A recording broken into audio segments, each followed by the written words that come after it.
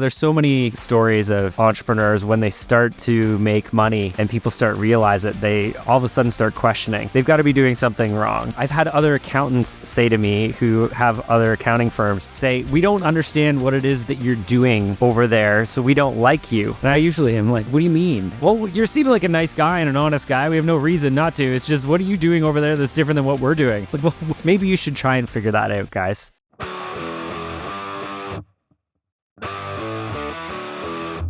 All right, Ryan, I am so excited to have you here. Again, I know our worlds have connected the last couple of years, and it's been amazing to be able to connect with you, your community, all of the incredible things that you're doing. Before we jump in here, I would love to, and this is my favorite part of these sort of episodes, is to understand a little bit about Ryan and his journey through entrepreneurship and where you've come from and where you're at now.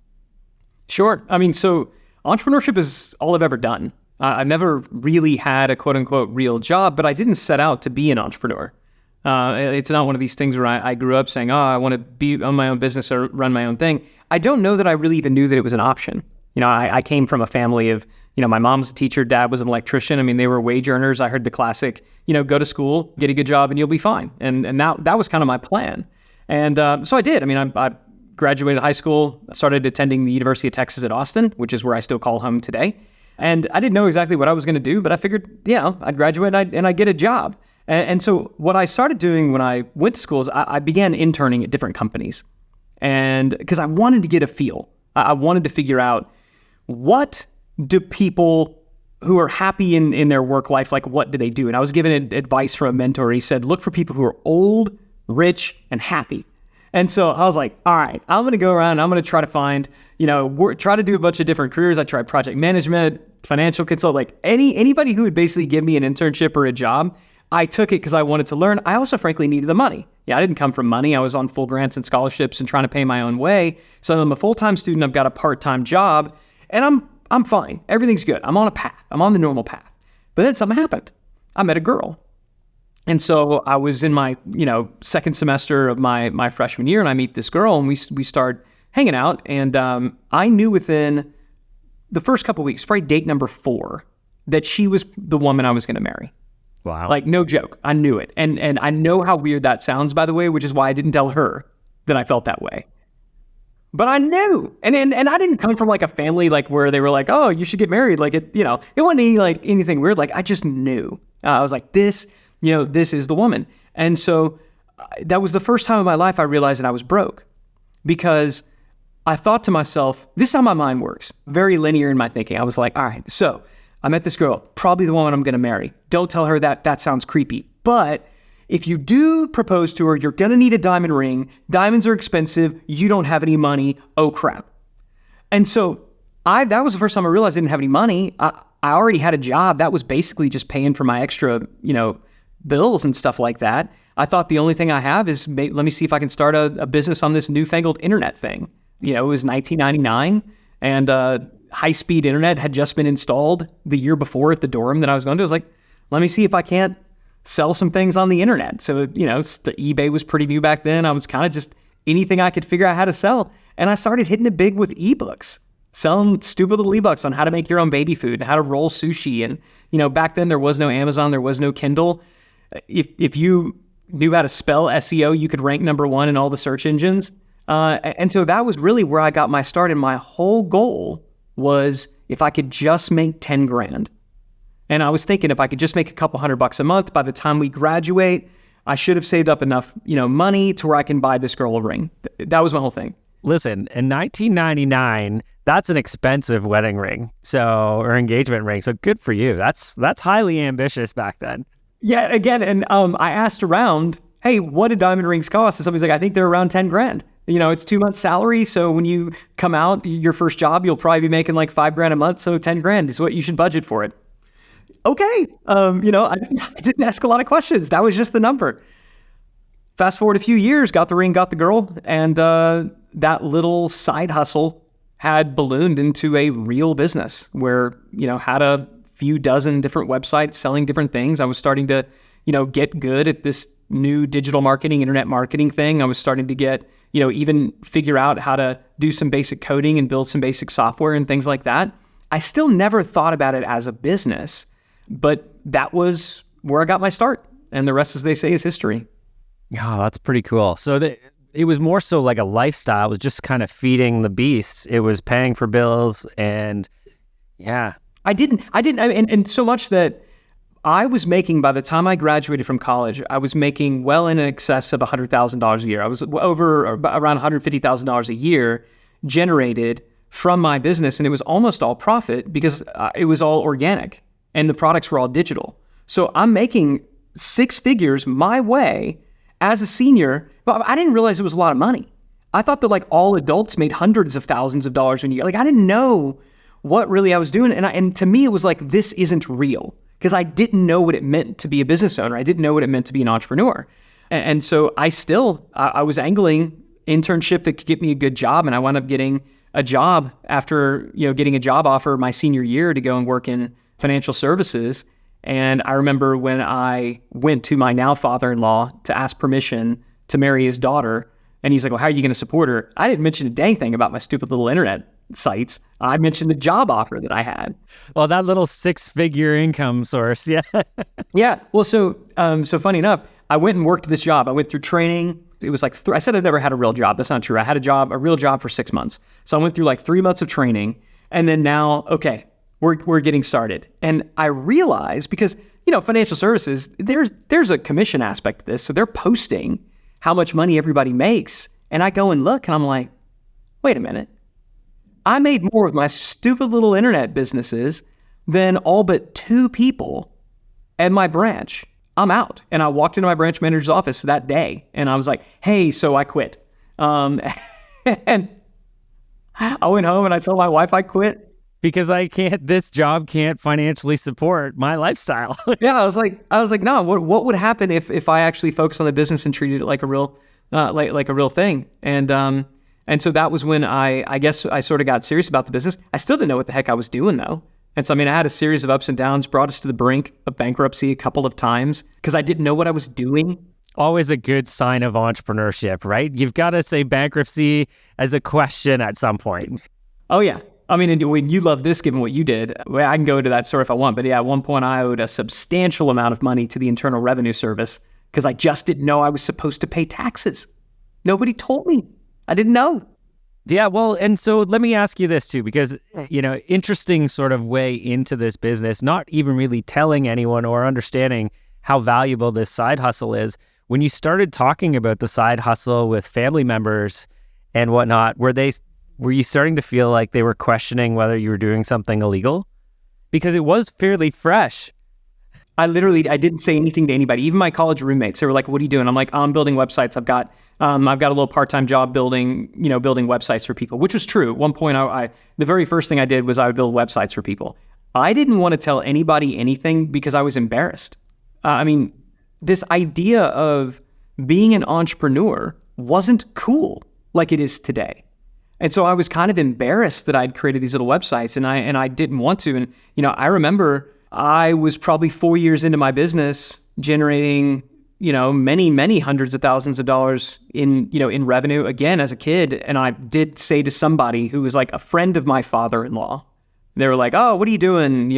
What do you think? I was like, oh yeah, I've got, you're young. What do you think about the internet? I was like, I think it's a thing. And, in fact, I've got some business. They told me what I was doing. And I was like, yeah, I'm selling like these eBooks, online. And they're like, oh, what do you sell them for? I was like, well, it depends, anywhere from like $14 to $29. Like nobody will ever spend that kind of money on a PDF book. Nobody will do that.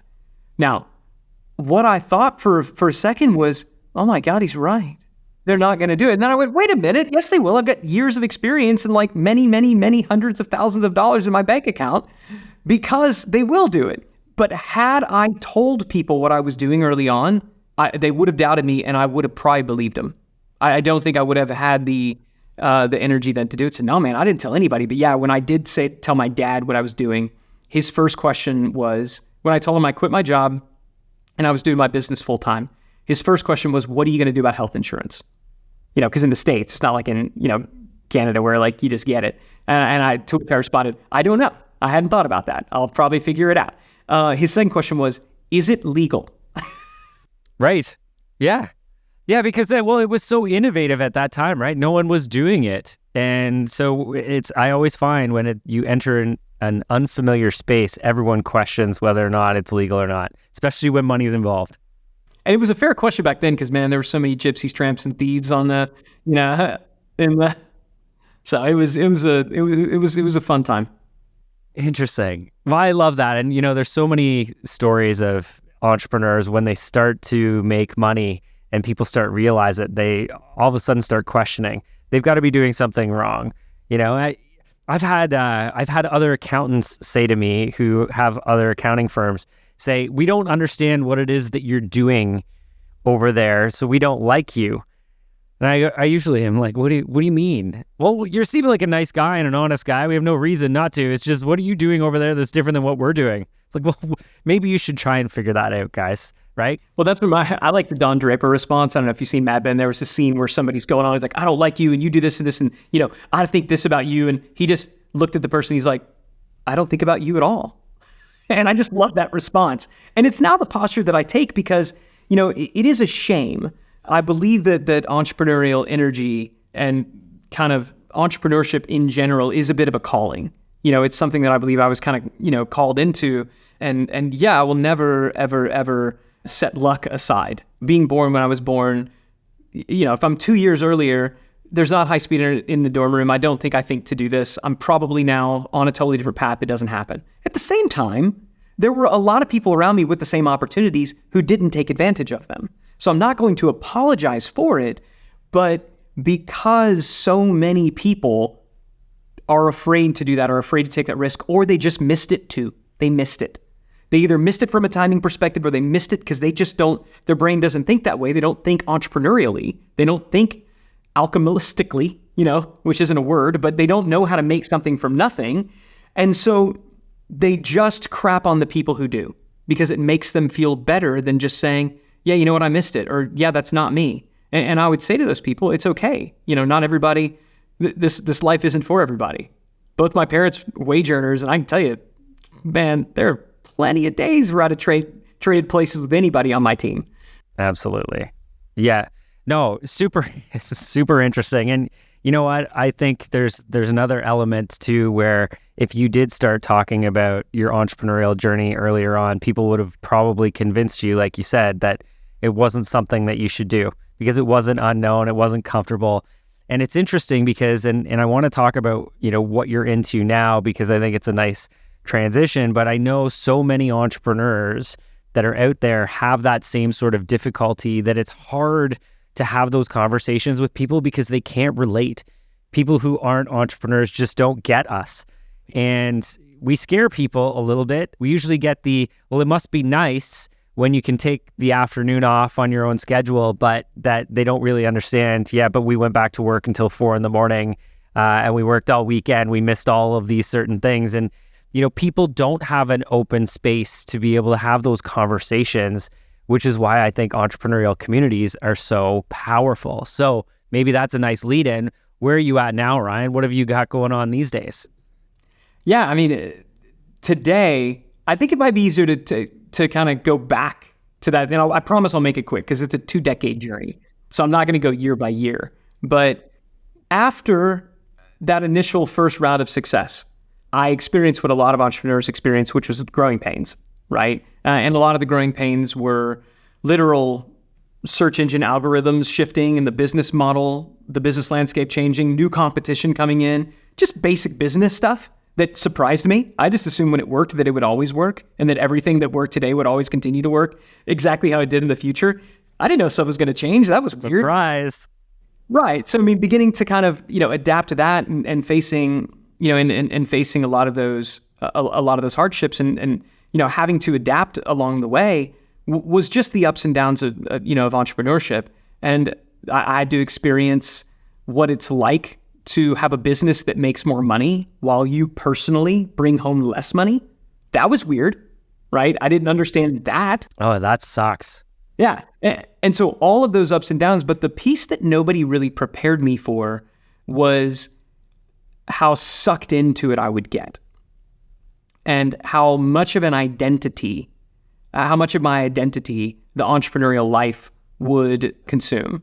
And, so fast forward, like I said, lots of ups and downs, but generally trend line is up, is up and to the right. And in 2016, I've always been a bit of a serial entrepreneur, have a little bit of entrepreneurial ADHD. So I've never just had one business. I've always had a bunch of different businesses. I'd bring in partners, I'd bring in operators. Just that's how my mind works. And 1 year, I had 3 different companies in my portfolio list on the Inc. 500 and 5,000 list at the same time. Wow. That's incredible. That's very cool. I was like, I made it. Like, this is nobody can doubt me now. I had a lot of entrepreneurial imposter syndrome, not having the pedigree. I didn't graduate from business school. I didn't get the funding that Silicon Valley startups were getting. I didn't have all of the trappings of success. But at this point, finally, I was dubbed by, this magazine as you are officially successful, not with one company, multiple years, but 3 different companies simultaneously, in the same year. I'm getting accolades. There are people coming out of the woodwork that I used to go to high school with who were like, oh my gosh, can I borrow some money? And, all these kinds of things that happen. And I felt so incredibly successful, but inside I was dying. And it's because what it took to get there, based on the tool set that I had at the time, was so much work, so much time. You talk about people saying, oh, how nice you get to take off. That wasn't happening, man. I was leaving for the office before my family woke up. I was getting home after they were all already asleep. I was missing virtually every family dinner. I was missing soccer games. I was missing dance recitals. I barely knew. I've got 4 kids. Man, I don't remember my oldest daughter. I don't really remember all that well the first 2 years of her life, right? There are these chunks of time that for me, they're just gone. And all that reached a breaking point that year that my 3 companies hit the Inc. 500. So I remember I was coming home after midnight, yet again, pulled into my garage, walked into my house, tiptoeing through so as not to wake anybody up, rounding the corner to my bedroom. And I could see as I rounded the corner, there was a light coming into the door to my bedroom. And I thought, that's not good. She should be asleep. And so I remember kind of slowly opening the door and walking in, and there's my wife, of now about a decade and a half, and sitting up in bed, and it's clear that she'd been crying. And I'll never forget the words she said to me. She said, you can keep doing what you're doing. I know who I married. She was on this journey with me from day 0. She was the reason I started all this stuff. And so you can keep doing what you're doing. I know who I married, but you can't pretend like you're doing it for us anymore. And those words, man, cut through me so fast, so deep, and just lingered there. And I just didn't know what to do. I was pretty undone. But she was right. She held a mirror up in front of my face and basically said, is this what you wanted? And so I realized I knew how to grow companies. I knew how to run companies. I didn't actually know how to scale companies. I certainly didn't know how to exit them. And that was the new skill I had to figure out. And so the first, call it 15, 16 years of my entrepreneurial journey were all about figuring out how to grow and how to run businesses, how to be the cool, slick, entrepreneur. The last 5 to 7 years have been learning the new skill of scale. And so in asking what I'm doing today, it's that I'm all about not just how do you grow companies, but how do you grow them in a way where you don't have to sacrifice everything that you hold dear at the altar of scale. And so I still run multiple businesses. We still have a portfolio group today. The portfolio group today does about $200 million in revenue collectively. So, we still have a lot of different businesses out there, but my day job is I get to be the CEO of the Scalable company, where we help entrepreneurs do just that. Yeah, amazing. And I'm super proud to be part of that community. And you've created a community of incredible entrepreneurs all over the world. It's amazing connecting with people that are in there. You go, man, if you have a skill set, or you're in an industry or in a different part of the world, you can connect and find somebody in there who you can relate to without question. I want to go back to this though, because I think it's really important, and thank you for sharing that story, because I think it's super powerful. In fact, I got chills when you said it because I was almost like you just held a mirror up to me a little bit as well. And I think all of us as entrepreneurs feel that way sometimes too. And we've all had those hard conversations at home with family. What we definitely don't want to have is the regrets. So evolving from that conversation, what are maybe your top 5 or whatever that looks like for an entrepreneur who's at the point where they're going, I'm overwhelmed, overworked, I'm exhausted. I need to get into a spot where I can build this without having to be me. What are your maybe pieces of advice for entrepreneurs at that stage? The first piece is a mindset shift. It's realizing, just acknowledging and getting okay with the fact that the game has changed, right? That, it's cliche, what got you here won't get you there, but it's a cliche because it's true. And what we believe, I think, as entrepreneurs is all of the skills, the playbooks, the toolbox that we have that's going to take us from 0 to $1 million, $2 million, a year, $4 million in revenue, that's the exact same toolbox that's going to take us, to 10 million, 20 million, 30 million, 40 million. And it just isn't the case. And the reason I say that it requires the mindset shift of the game has changed is because for me, when that game changed, I thought it was my fault and that I had broken something, right? I thought, wait, all of this used to work and now it doesn't. So I guess my business is broken or I'm broken. And one of the very first mistakes that I made, this was back in 2010, I actually fired myself from my own company. Not because I was ready to sell it or anything. I was just so incredibly burned out and I thought I was a failure because my business had flatlined and it started to dip. And I was like, I guess I just don't know what I'm doing anymore. Well, that's true and it's not. The reality is just the game changed. It is no longer about can we just throw violence at this thing? Can we just put more energy, more time, more focus? It is exactly the right playbook, 0 to $1 million. It is exactly the wrong playbook, 1 million to 10 million. And so that's just the first thing, is realizing that, when you get past that initial 6, 7, low to mid 7 figures, the game changes. You're not broken. Your business isn't broken. And don't let anybody tell you that you're not good enough to run your own company anymore. I want all of our clients and my entrepreneurial friends to one day quit, to fire themselves, right? But I want it to happen on a good day. I want it to happen because you just sold it for a giant pot of money, right? Not because you're tired, burnout, and frustrated, and so you fire yourself. It's very, very, very difficult. That's the first thing. Then the second thing is realizing, and this kind of gets into something that you and I were talking about before, all businesses have an operating system. Period, end of story. All businesses have an operating system because an operating system is made up of the basic source code of the business, right? And the source code of the business is your processes, your procedures, the different people, the different components that are all helping you accomplish that. That's the core source code of a business. And even if the process and procedures only exist in your head, they still exist. Even if you're the only one who knows how to do anything, they still exist, they're still out there.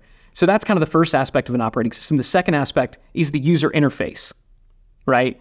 And so all businesses have this as well. There's some type of scorecard, dashboard, meeting, if you do meetings, that's the user interface. And then there's some type of desired goal, right? And that is the definition, by the way. If you just Google what is an operating system, it's those 3 things, right? It's your set of algorithms, it's your source code, it's your user interface, and those things combine to achieve a specific objective. That is the definition of an operating system. All businesses have those 3 things. That third thing, again, if you're the only one who knows your goals, or if they're loosely defined and change every week, you still got them. The issue is that the first version of your operating system is always a UOS. That's always the first version because you're all you got. You are your operating system, and and your operating system is you because you're your business. It started out with just you. And the UOS is exactly what you need, 0 to about $1 million, right?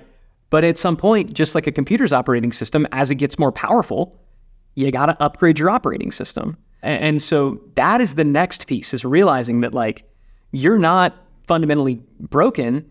We've just got to now separate the operating system that is you into a separate and distinct operating system that can run without you, because you're still just one person.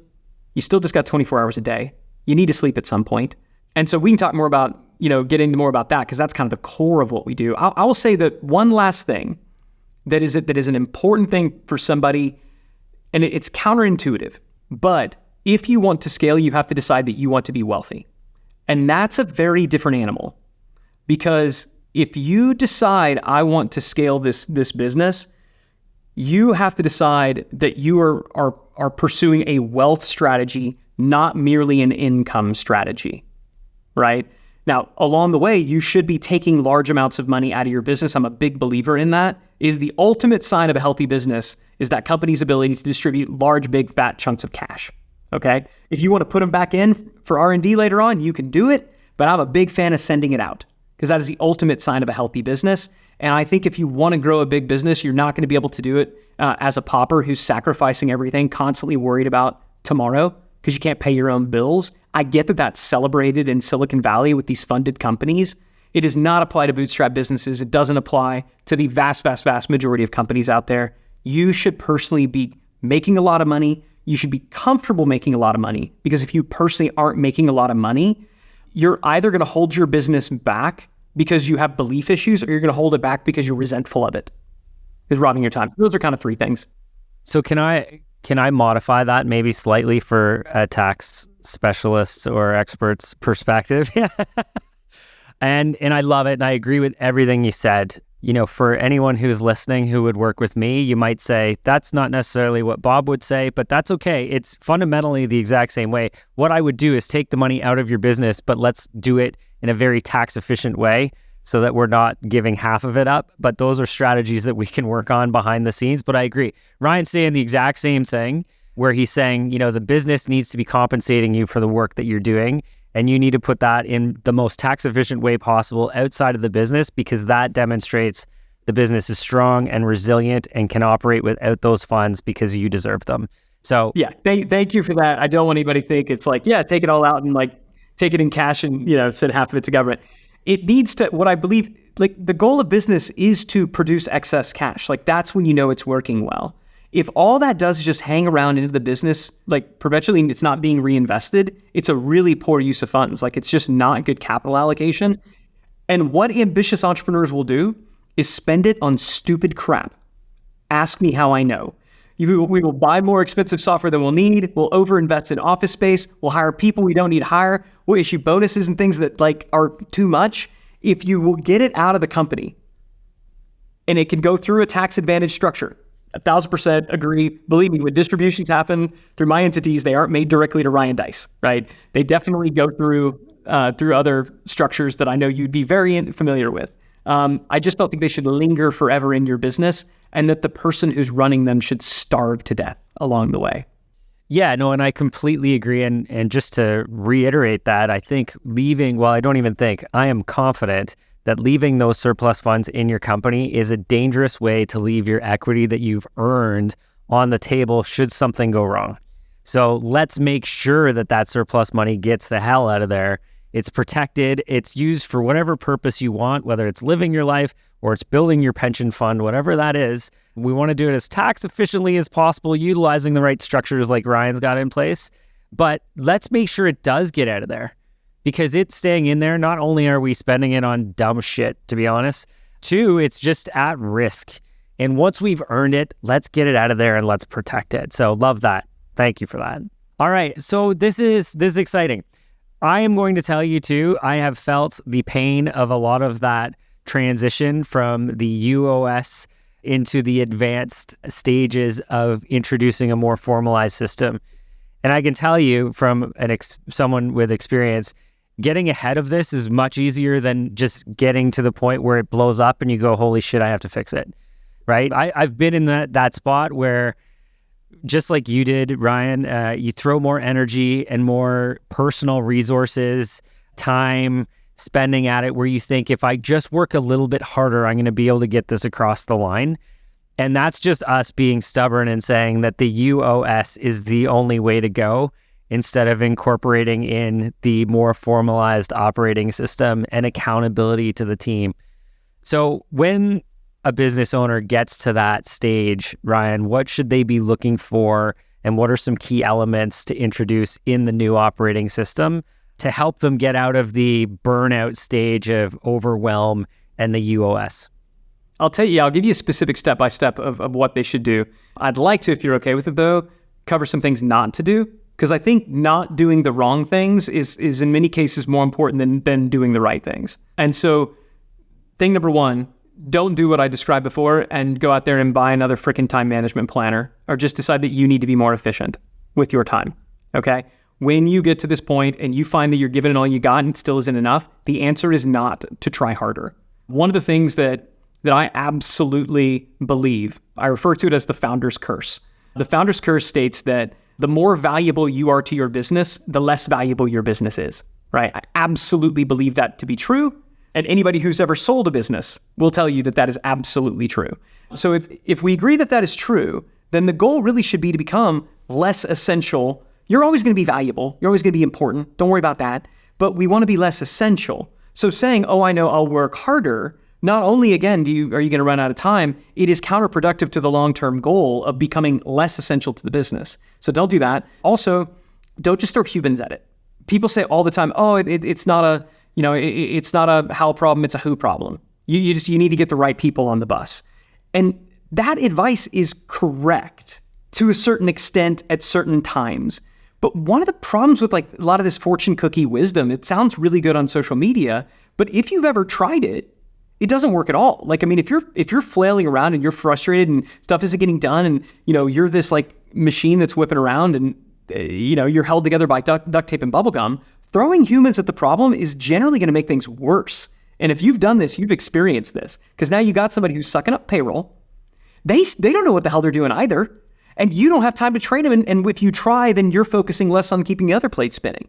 So just throwing human beings at things and expecting them to fix it usually doesn't work at this stage. You can't afford to hire the high-level experts who truly know what they're doing and can come in and fix it all for you. And even still, you're not systemized enough yet to the point where the high-level experts know what to come in to do. So don't just throw people at it. Kind of a secondary thing to that, don't hire an integrator. I know that is a very popular concept, and I've got nothing but love and respect for Gino Wickman and the book Traction. I think there's a ton of good ideas. But I believe that one of the single biggest lies perpetrated on the entrepreneurial community, and it's not really perpetrated, by the way, by that book or by Gino. It's perpetrated by people who read the book and think they know what it says. But that is that the solution to all your problems is just to hire an integrator. And holy crap, it doesn't work. It never freaking works. Of like, I know I'm going to make this one magical, mythical unicorn hired that's going to fix all my problems so I can just go visionate all over the place. It doesn't freaking work. It doesn't work. If you try it, one of two things will happen. Number one, you'll hire a competent operator, which, by the way, that's what they are. They're not integrators. That's not a thing. They're an operator. Maybe they're a VP of operations. Maybe and also, if you're making less than $10 million a year, you probably don't need a COO. Okay? You just don't probably yet at that point. You might need an operations manager, a VP of operations, project manager, whatever. So if you hire a competent operator, they're either going to try to build their own operating system based on what they think works best, but it's not going to be exactly what you want because you're still so close to it. So you're going to swoop in, you're going to undermine them, and they're going to quit if they have any dignity at all. Again, ask me how I know. All right? That's the first thing that happened. The second option, the second thing that might happen, scenario number two is all that stuff happens, you swoop in, you undermine them.